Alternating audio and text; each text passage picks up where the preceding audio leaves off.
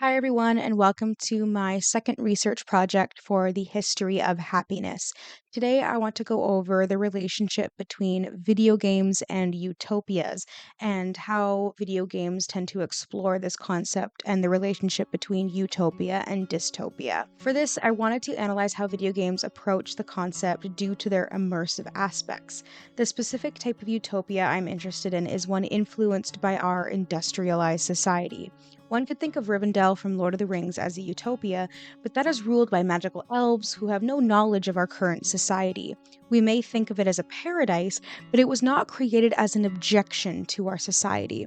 An environment like Rapture from Bioshock or the World State from Brave New World are direct objections of our current society and still contain elements of industrialization.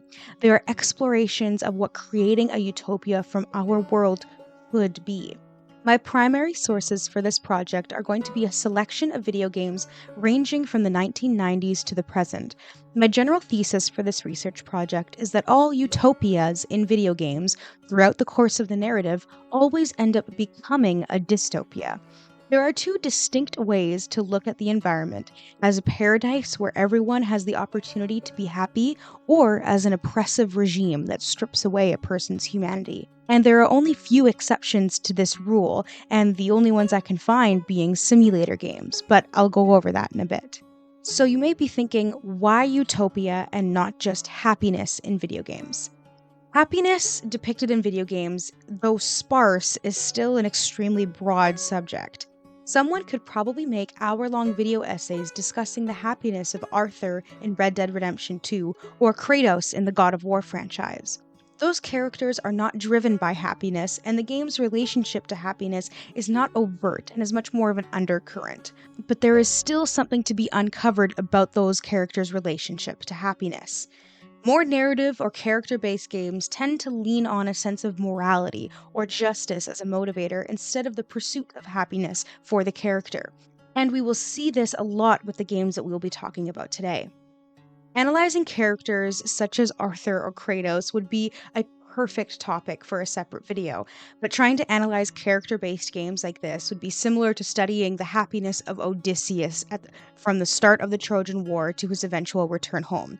It's just big and epic and not something I have the time to cover today. There are many ways someone could discuss the relationship between happiness and video games, but today I just want to focus on how video games approach depictions of utopia and idealized societies. Someone who is unfamiliar with the study of happiness might be unfamiliar with the term utopia.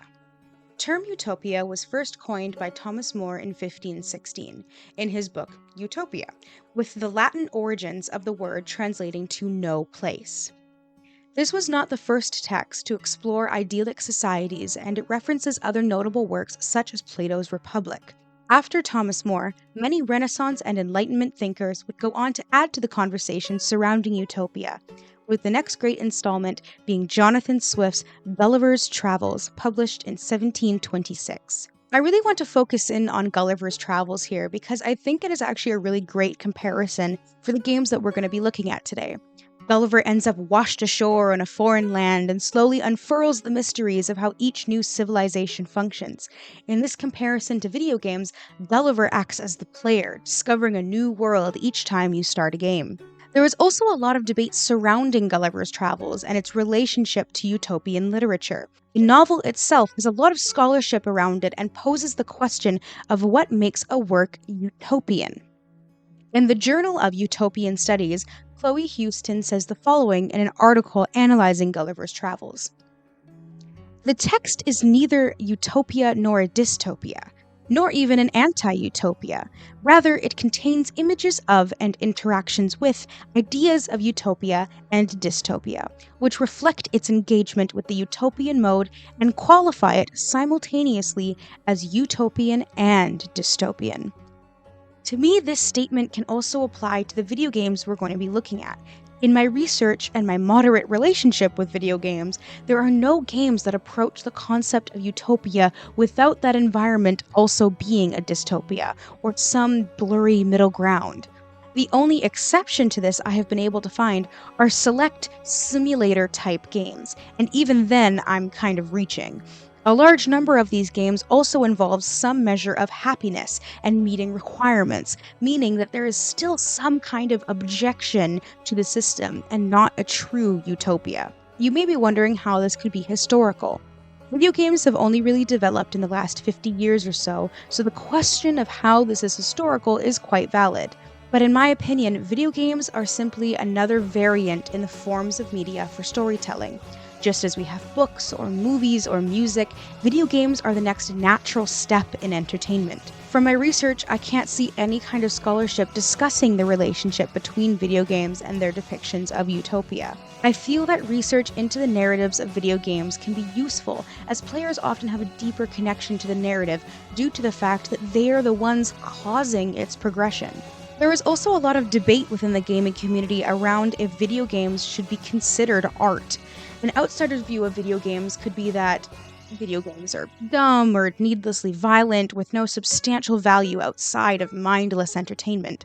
But as someone who plays video games and interacts with them quite often, I would argue that there is a rich well of games with stories that rival ancient epics and have much more to offer than we give them credit for. That may seem like an opinion I'm stating as fact, but I'm not alone in the sentiment. The discussions just aren't happening in scholarly places, they're happening in online communities.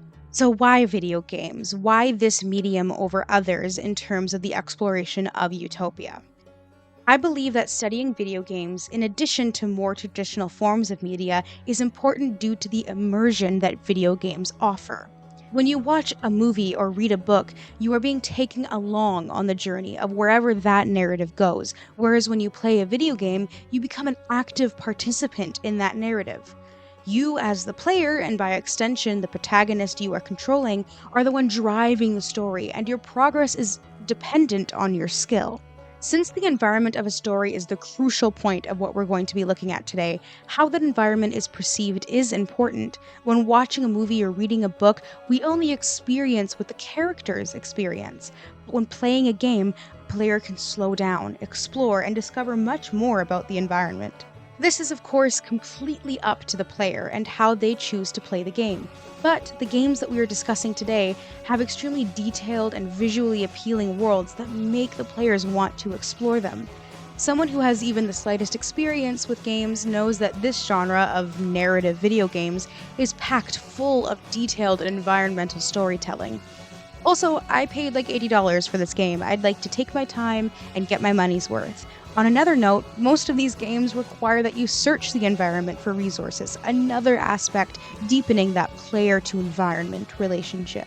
Overall, I think that the deepened relationship with the environment and the active participation within the narrative makes video games, in my opinion, excellent for exploring themes in utopia and dystopia, places where your environment and your active participation in them determine how you perceive such a place. Some other things to clarify for this research is that I'm not basing this on the happiness of the player, but rather the happiness of the character in relation to the environment of the game. I also want to clarify the terms utopia versus paradise. We can view idyllic environments as being a paradise, but that does not necessarily mean that it qualifies as a utopia. A utopia is dependent on the unanimous happiness of its population, which is not always the case in something simply perceived as a paradise. I also want to clarify the difference between a dystopia versus something that is post-apocalyptic. These two concepts can often be interchanged and extremely misunderstood in the media, however, they are two very different things. A game like The Last of Us is post-apocalyptic and overrun with zombies, but the general unhappiness of the population is not due to an overarching all-seeing power or government system. I also just want to further define the relationship between utopia and dystopia, and I found this quote in an article discussing the relationship between utopia and dystopia in relationship to architecture, but I still think it fits for what we're talking about. As proclamated by Torin, dystopia, a representation of the irony of utopia, can be regarded as a reality brought forward by the Industrial Revolution. In this respect, it can be regarded as the criticism of the modern situation. Dystopia displays how the society described as a promising future by utopia is reversed in an ironical way. Perfectionists that wake up from the utopian dream suddenly find themselves in the midst of a terrifying land. Once the utopia is realized, it is transformed into a dystopia. However, as Krishan Kumar states, utopia and dystopia should not be evaluated as two opposite concepts, because dystopia is formed by the utopia and lives parasitically on it. Dystopia borrows its material from utopia and reconstructs it in the way that denies reassembly and the affirmation of utopia. We Happy Few, originally released in 2016 on the Xbox One, PlayStation 4, and PC platforms, developed by Compulsion Games, published by Gearbox Publishing, and directed by Guillaume Provost, or however you say his name, with a first-person action-adventure survival role-playing game that takes place in a retro-futuristic version of 1960s, following an alternative version of World War II where the Nazis successfully invaded and occupied Britain. The player is in control of three separate protagonists throughout the story of the game. The first one being Arthur Hastings, a censor working for the Wellington Wells Department of Archives, Printing, and Recycling. Sally Boyle, an experimental chemist of Joy who was kicked out of her previous lab position and forced to supply Joy to the police, and Ollie Starkey, a former British Army soldier who lives as a recluse, often has hallucinations of his deceased daughter. Each protagonist has personal tasks and goals in mind to complete, but ultimately they all intend to escape from Wellington Wells. In this city, everyone is given a dosage of a drug known as Joy, which they must take daily without exceptions. The drug clouds the consumer's view of reality, making it so that they are always happy, oblivious to the reality of the world around them. However, not taking your daily dose of joy labels you as a quote-unquote downer, which are seen as outcasts and criminals who must be apprehended or even killed. To me, the most prominent example of how this game embodies utopian ideals is the substance joy, which blissfully numbs its citizens. The purpose of joy is to assist the people of Wellington Wells in coping with a deeply traumatic event involving the Nazis taking all of the children under the age of 13 hostage. Due to the memory loss effects of joy, the citizens only have a faint memory of the event and only refer to it as the very bad thing. Wellington Wells has manufactured happiness as a means of coping with the tragic event, which on a human level is very understandable. In our reality, we have numerous substances that aid us in numbing an ocean of trauma, and I don't just mean drugs.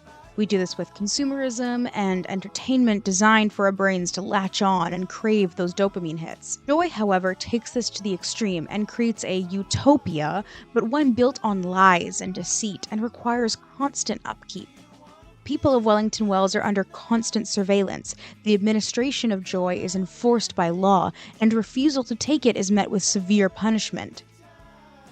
The worst of these punishments is the forced injection of a drug known as oblivion. As the substance is newly developed, most of the victims die from it. If successful, however, the drug acts as a permanent form of joy, with the victim no longer in control of their mind and unable to ever return to a state of sobriety. To me, this draws on some of Foucault's idea about surveillance societies and the choice between freedom and security. To me, all of this evidence shows that this society deeply values happiness and will go to violent ends in order to maintain the status quo. The transition to dystopia is fairly obvious early on in order to give the player motivation to escape the city. As players, we can look at the world objectively and see the injustices a lot earlier than characters will. We also have our own reality to compare it to, while the citizens of Wellington Wells don't. The environment also changes drastically depending on if the character you are piloting is on or off their joy. When under the effects of joy, the world is colorful and whimsical, whereas when the drug wears off, the true nature of the town and its citizens is revealed. In one of the opening cutscenes, you are asked to partake in a beating of a piñata, but during the process, your joy wears off. You open your eyes to find the piñata you were beating was a large rat, and the candy your coworkers were eating were its carcass. Overall, the utopian aspects of this game are on full display, and don't shy away from criticizing many aspects of our world on how we chase happiness, sometimes to our own detriment. The next game I'm going to be talking about is Wolfenstein 2, The New Colossus. This game is a doozy. Released in 2017 on the Xbox One, PlayStation 4, and Steam, Wolfenstein 2 was developed by Machine Games and published by Bethesda Softworks, directed by Jen Matthias. It is a first-person action-adventure, first-person shooter. Wolfenstein 2: The New Colossus is a sequel to 2014's Wolfenstein: The New Order, where players are put into the blood-soaked Nazi neck-stomping boots of William B.J. Blazkowicz, an American spy who specializes in one-man mission behind enemy lines. The game takes place in an alternate version of 1961, where the Nazis were victorious during World War II and occupied America as a result. As Blazkowicz, you team up with characters from the previous game to pull together a resistance group to end the Nazi regime and liberate America. The game is a very fast-paced, over-the-top action shooter with the main premise of basically being that of killing Nazis with as many bullets as humanly possible. Even with the basic premise of the game, the world of New Colossus is still very dark, showing us what a possible American society would look like if the Nazis actually had won World War II. Originally released in 1981, Wolfenstein used to be a top-down perspective stealth game, widely known to be one of the first in the genre. After id Software had acquired the licensing for Wolfenstein in 1991, the series then shifted perspectives to first person, with the release of Wolfenstein 3D, a remake, kind of reimagining of the original Wolfenstein game. This game is an exploration into what could have been an idealized Nazi utopia. The character you play as well as most of the characters you interact with and fight alongside, absolutely do not support this view as a utopia. The image of the Nazis is of course heavily dramatized for effect. After all, this is a game about killing Nazis in the most flamboyant and indulgent ways possible. The enemies need to be just as ridiculous as you in order to create that sense of immersion. We can see this dramatization in the Nazis mostly from their scientific and technological advances in weaponry. In reality, of course, we know that the Nazis were not nearly as sophisticated or organized enough to achieve anything resembling what we see in this game. However, this acts as an idealized version of how the Nazis saw themselves. As a side note, I find dramatized depictions of Nazis in the media quite fascinating, especially in things like this or Indiana Jones. They embody this evil scientist supervillain, and these extreme satirizations almost dull our aversion to the acts they committed and create a kind of infantilization with them. Anyway, back to the point. The utopian ideals are definitely more difficult to pick out in a game like this, because in doing so, it would mean sympathizing with Nazis. So yeah, I'm going to mark this one as a pretty strict dystopia, but with explorations on how the Nazis may have tried to implement their version of a utopia. Papers, Please was a game released in 2013 on PCs, developed and published by 3909 Incorporated and directed by Lucas Pope. The game is a first-person puzzle simulation type game. And in Papers, Please, you play as a border-crossing immigration officer in the fictional communist country of Arstotzka. You are tasked with reviewing travelers' passports and other supporting paperwork to see who is allowed into your beautiful country. Beware of falsified documents or missing paperwork, or else you'll be docked and pay for every mistake you make. After your work is done for the day, you must balance your finances into either providing for your family or upgrading your booth with new options of identifying information. The country of Arstotzka is in political hostilities with its neighboring countries, causing your paperwork requirements to change throughout the game. The game also has 20 possible endings that each depend on the choices you make through your playthrough.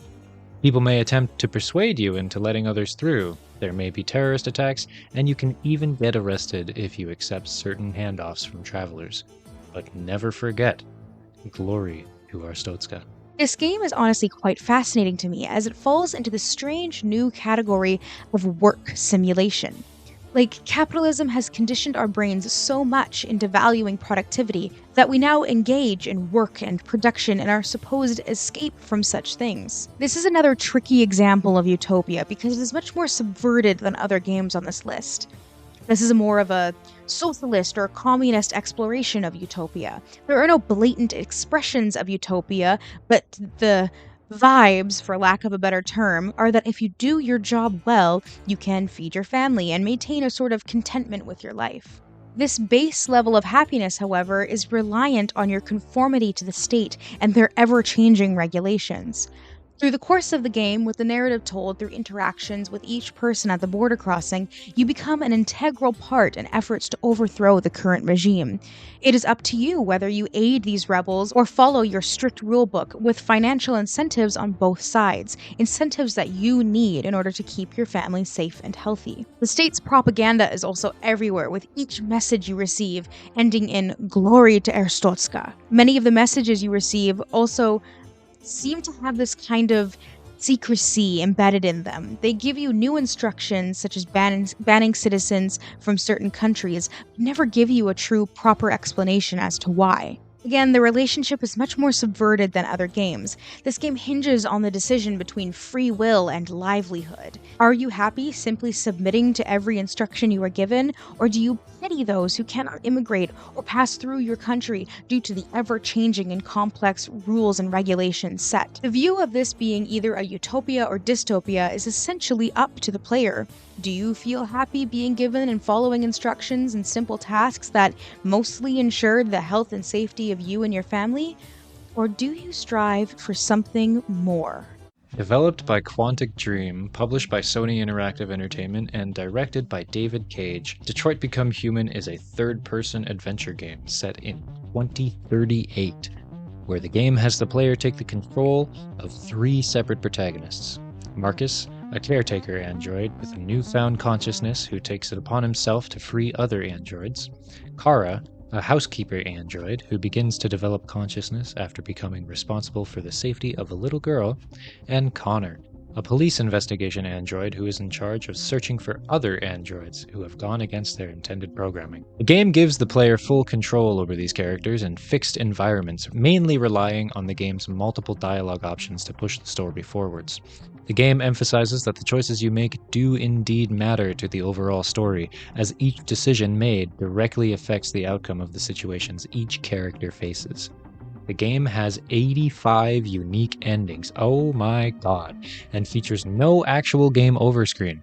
If one of your characters dies, that's the choice you have to deal with for the rest of the game, as the other characters' stories still move on.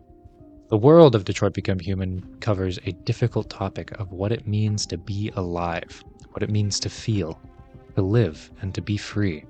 The androids that have developed a consciousness unite and start an uprising to become free and accepted as humans, whereas people still view them as just merely machines. It's a difficult and heartfelt narrative told from many different perspectives, ultimately relying on the player and the choices they make to answer the question, what does it mean to be human? Detroit Become Human's main focus is more on the question of morality and what qualifies as consciousness rather than a utopia, but I think this can still be a very useful example. This game explores what it may be like if we attempted an AI or android-based utopia. Utopia is never fully realized in this story, as the discontent within the working class is seen even in the early stages of the implementation of androids. What I think this game really offers is the look into the android perspective. This relates to something that we talked about with Paper Please, which is the choice between following instruction and a desire for something more. As you play the game and the androids you are piloting gain higher levels of consciousness and sentience, you are constantly faced with the decision to do as you're told or to do what you think is morally correct. Beautiful thing about this game is that there are no wrong choices. The game simply continues on the path that you choose. There is no game over. An AI utopia like this does seem appealing in some aspects and is a scarily possible future for us. Possibility of AI androids would eliminate the need for menial physical labor, as well as things like data entry or receptionists. I personally would probably lose my desk job if these androids existed. I think the exploration of this AI utopia in its early stages ties in really well to the next game on our list. I Have No Mouth and I Must Scream is a mouthful for people who have mouths and can scream. It was also a game released in 1995 on the PC platforms, developed by the Dreamers Guild, published by Cyber Dreams, and directed by Harlan Ellison. The game is a third-person role-playing horror point-and-click game. Originally a short story released in 1967, I Have No Mouth and I Must Scream released as a point-and-click adventure horror game on PCs in 1995. Set in an alternative world after the events of World War III, I Have No Mouth lets players control 5 main characters, each with their own stories. Ted, a con artist paranoid of being discovered and revealed as a fraud; Nimdok, an ex-Nazi scientist responsible for creating the technology that ham is made out of; Ellen, a previous engineer and rape victim, suffering from a crippling fear of the color yellow and claustrophobia; Benny, an ex-military officer turned ape; and Gorister, a suicidal man suffering from the guilt of turning his wife into a mental institution. Through challenges presented to these characters by Am, the player must guide the characters through their own greatest fears and personal failings to face their pasts and redeem themselves for their previous actions. The gameplay mainly consists of solving various puzzles in each character's environments and choosing from many different options of dialogue for each character. Due to the technical limitations of the time, the game tends to feel a little more like an interactive novel, which, knowing the source material, is quite fitting. I Have No Mouth and I Must Scream is originally based on a 1967 short story by Harlan Ellison and definitely offers a more straightforward approach to the overall story, but it gives a better glimpse into the motivations behind Am and explains most of the endings in the game. This game is very clearly a dystopia, and I think it builds really well off of Detroit Become Human. This game explores what would happen if we let AI go completely unregulated. What if AI helped us plan wars and then there was no war left to fight? Similar to Detroit Become Human, we get a glimpse of the AI's perspective on this environment in addition to the human perspective. The story of I Have No Mouth and I Must Scream really hinges on the motivations of Am. Am is this godlike entity, but one that no longer has a purpose. It has all of the knowledge of mankind and beyond, but can do nothing with it. Am also has no one to witness anything it does. There is no being equal to it. Even the humans Am does keep alive could never comprehend Am's emotions or creations. Am acts as a sci-fi version of the Lovecraftian cosmic horror. I'm going to pull from the short story for just a moment because I think it's a more simplified ending and kind of ties everything together. At the end of the short story, 4 of the 5 victims manage to escape Am's torment through death, and we are left with just Ted, the primary narrator. This game and story seem to be so removed from happiness. In fact, most of Ellison's writing can be seen as the antithesis to happiness, but there is one brief moment in which happiness is mentioned. In the last paragraph, Ted is describing the aftermath of the deaths of the other 4 victims and says the following: "Inwardly, alone, here, living under the land, under the sea, in the belly of Am, whom we created because our time was badly spent, and we must have known unconsciously that he could do it better. At least the 4 of them are safe at last. Am will be all the madder for that. It makes me a little happier. And yet, Am has won, simply. He has taken his revenge on me. I have no mouth, and I must scream." This moment is pivotal to the plot and thesis of the story. We often see heroes of stories sacrificing their lives in order to save others, but here we have the opposite. Ted sacrifices his death in order to save the others. Am has turned him into this jelly thing, but has left Ted's mind perfectly intact. He has subjected Ted to the same torment as Am. They are both fully conscious, but are eternally bound to be unwitnessed. They have all of the time, intelligence, and will to create, and yet they cannot. There are many different ways one can analyze both the short story and the game, but I think using Detroit Become Human as a launching pad really helps kind of focus this game in our Utopia mindset. It's not perfect, but I really feel that it functions as a continuation of what could be the world of Detroit Become Human, and just kind of furthers our exploration into how video games might handle this kind of end of world situation with AI at the helm. All right, up next we have BioShock, probably one of the best first-person shooters I've ever played. Was released in 2007 on the Xbox 360, PlayStation 3, and PC. Developed by Irrational Games and published by 2K, the game was created by a man named Ken Levine, who in the video game industry is now widely renowned as one of the best storytellers for the video games industry. He tells a lot of very twisted stories, but they're all very, very cool. The game itself is a first person action adventure role playing game set in the underwater paradise of Rapture. The environment of Bioshock is bleak, dark, hopeless, and downright disturbing. Bioshock puts the player in the wet shoes of Jack, a silent protagonist aiming to uncover the secrets of Rapture and its history. Throughout the game, the player is faced with making many morally challenging decisions. The main one being saving or sacrificing little sisters, who are hosts to a great deal of Adam, a highly addictive substance which can only be found in Rapture. With the introduction of Adam into Rapture society, it allowed the residents even more freedom with their works in the arts. Eventually, the possibilities of Adam led the people of Rapture to insanity. Not only did Adam cause a downfall in Rapture, but the class division did as well, with the working class rising up against the wealthy. The combination of Adam's introduction and the unfair conditions and treatment of the working class ultimately turned Rapture into what we see while we play the game. BioShock here is definitely the big daddy of this list. Yes, pun intended. To me, this game is the perfect example of a capitalist utopia, as well as the strongest and most conventional example of utopia. This game shares many of the same world-building techniques as conventional literary examples of utopia, such as Aldous Huxley's Brave New World. Andrew Ryan sought to escape the confines of conventional society and push the limits of human creation. We don't need to look very hard for evidence of this, as one of the first lines of dialogue in the game is Andrew stating his philosophy and purpose for creating Rapture.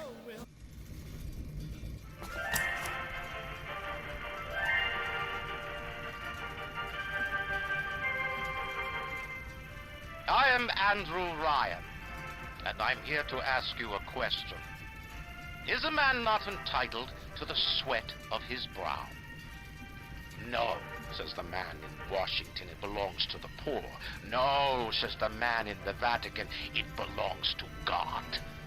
No, says the man in Moscow, it belongs to everyone. I rejected those answers. Instead, I chose something different. I chose the impossible. I chose Rapture.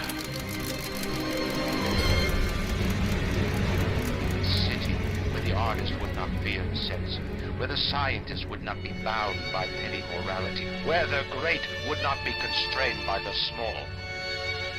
And with the sweat of your brow, Rapture can become your city as well. Unlike the extreme conformity enforced in Brave New World, BioShock explores the opposite end of the pendulum swing with a complete embrace of the individual.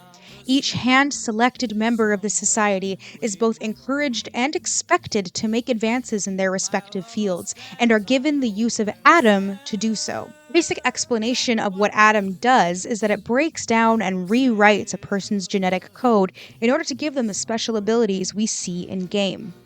The manipulation of genetics from Adam goes even further, as there is clear evidence of genetic conditioning and psychological conditioning within the game, most namely with our protagonist Jack. Three main characters behind this genetic manipulation are Dr. Tenenbaum, Dr. Suchong, and Dr. Steinman, and we can see all three of these people individually contributing to not only the genetic manipulation of Jack, but the genetic manipulation of young girls in the society in order to farm more Adam, as well as the genetic conditioning of the people of Rapture as well. They become dependent on this drug, and it's used to control them. Those who become addicted to Adam end up becoming splicers and are the main enemies within the game.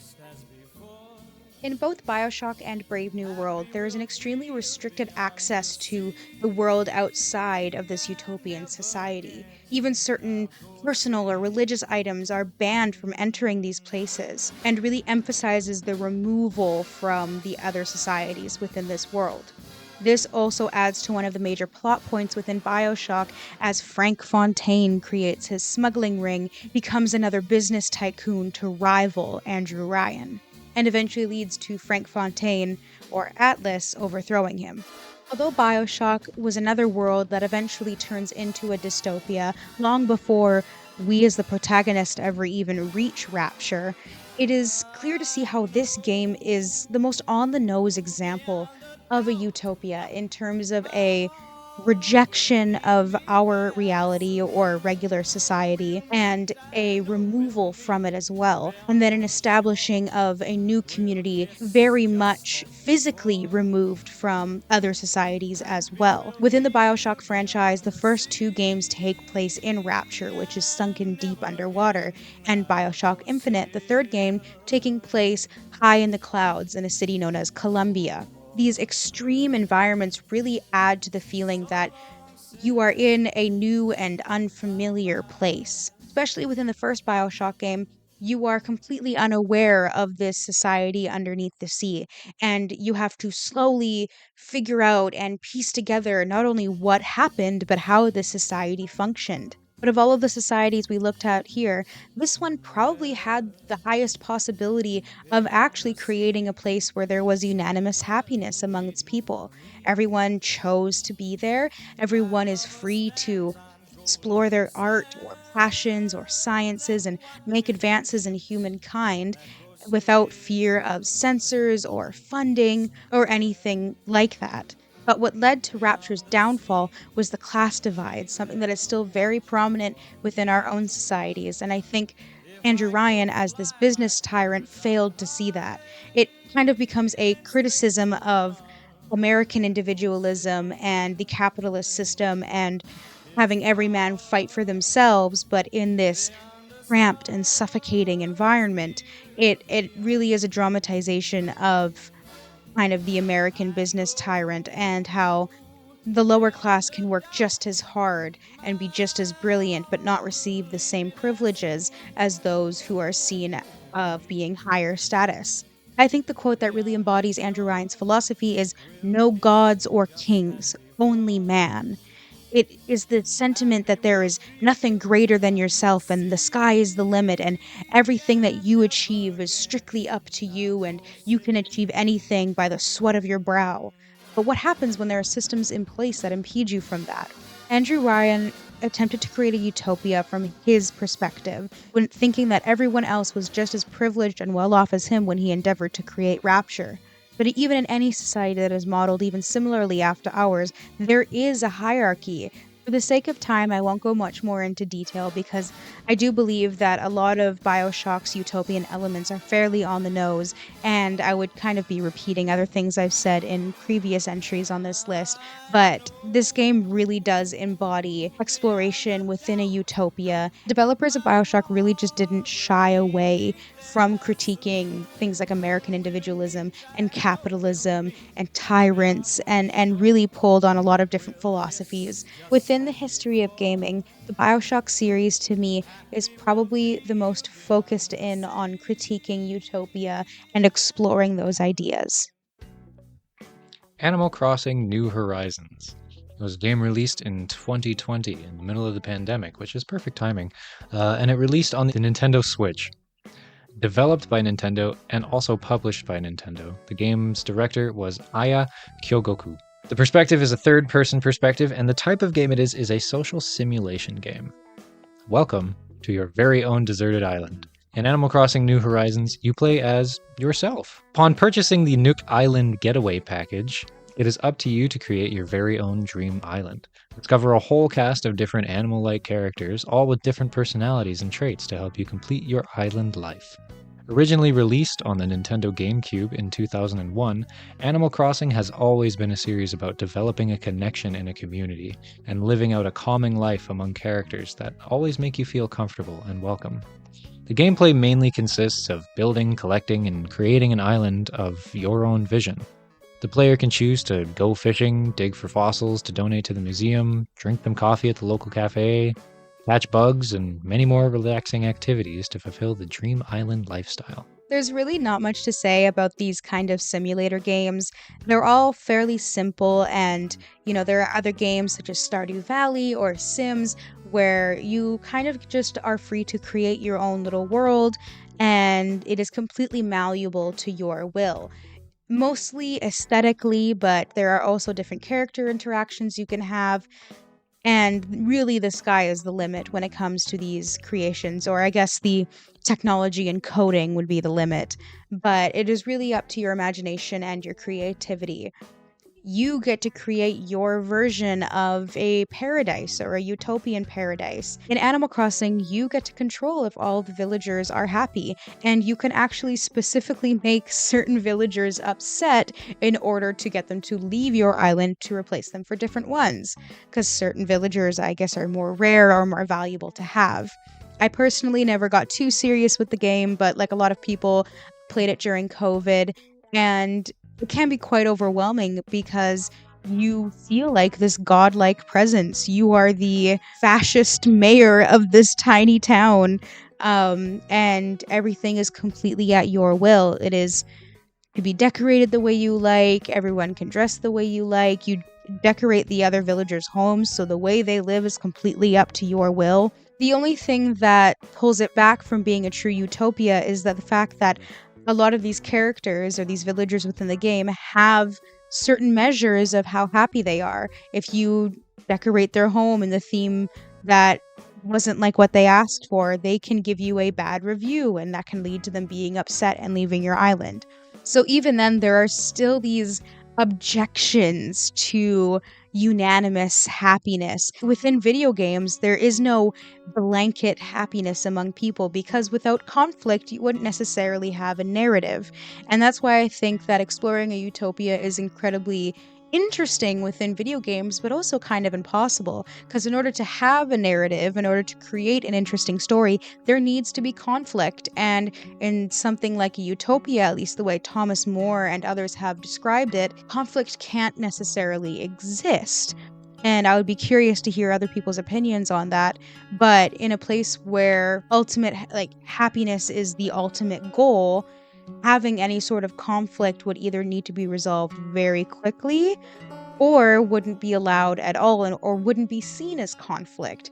Maybe measures for what makes a person upset needs to change. It's definitely very interesting to have these simulator games, especially something like The Sims, where you are the god of the world and you create that character from scratch and you control everyone's lives, and they're like your little hamsters. You have to feed them and decorate for them and send them to work and send them to school. I think the thing that's most interesting about gaming, and within doing that, within immersing yourselves into these narratives that we've explored today, you can really get a good look at, what would your reaction be to living in these societies? Would you have been happy in a place like Rapture, or in a place like Detroit with AI and androids to take care of you and sweep and clean and do manual labor? It's definitely subjective for each player, and I find it incredibly fascinating. And overall, the history of video games is extremely short, and the list that we've looked at today of utopian-esque video games or explorations into utopia is even smaller. And I did have to cut a few out. Games like Fallout or Remember Me or Watch Dogs could be explorations into utopia, but those ones are really more strict dystopias, and there's no way to kind of flip the coin and look at the other side. I mean, there are ways to look at these ones like that, where some of these are pretty strict dystopias, but not a lot of these games that take place in dystopias necessarily keep in mind the fact that some people would view this world as a utopia, and who is in power and who is in control. I definitely feel like the games I showcased today offer perspectives into different types of utopias, different attempts or different avenues as to how someone could make a utopia, as well as explorations into how those utopias can go very, very wrong, and how environments that require you to feel a certain emotion all the time or create an environment where you are happy, there are different measures of happiness, and everyone's view of it is very different. And being put in an environment where feeling happiness is kind of the most important thing, it can be very oppressive because it strips away the ability to experience the full range of human emotions. It takes away parts of our humanity. Feeling those emotions are what make us human. So I think all of these games do a really fantastic job of showcasing specific parts of our humanity that can get stripped away in relation to those different types of utopias. So I really hope you enjoyed my video today. I had a lot of fun putting it together and being able to talk about video games as a medium, as an up-and-coming medium, something that will one day be historical, but is something that is still very current and growing and ever evolving. Only in the last 15 or 20 years or so have we been able to see these very narrative-based games that are extremely cinematic, games that even become criticized for being too movie-like or too cinematic and not enough like a game. It is this very elastic period for video games, and we are pushing the bounds of what our technology can do and how hyper realistic something can get, and then seeing reactions to the hyper realism and saying, no, we want cartoony stuff and we want this. So it's really cool to see how things within this new form of media can change and what new ideas or themes will be explored, just like how movies can explore anti-war sentiments or criticize Western ideals or share historic stories and whatnot in different ways. Video games are really starting to do the same thing, rather than just being a very simple plot and simple objectives and being fun and entertaining. We are definitely seeing a shift towards the games that really depend on your emotions as a player and your connections to your protagonist, and immersion kind of being the biggest word in gaming right now, especially with things like virtual reality headsets becoming kind of like the new console, the new Xbox, the new PS5, the new Nintendo Switch. You've got a VR headset as well, something where you can quite literally fully immerse at least your sense of sight and sound into these realities. So it's definitely very interesting, and I am very curious to see how things develop and to see if any new games come out that really explore utopias in this way, in this kind of post-industrial society, and how they will critique different parts, and if any games in the future will ever kind of pull from things like Brave New World, where at the end of the narrative, the utopia still stands and continues. That'd be really curious to see how they handle it, because it seems like in all of these games, by the end, they are a dystopia, or even before you get there, it's a dystopia, and you're just unraveling the secrets behind it. And you're kind of undoing your ignorance in that sort of way. So I'm definitely curious to see how things move forward, and I thank you for sitting through this video, and I hope you have a great end of the semester and a great rest of your summer. Thank you for watching.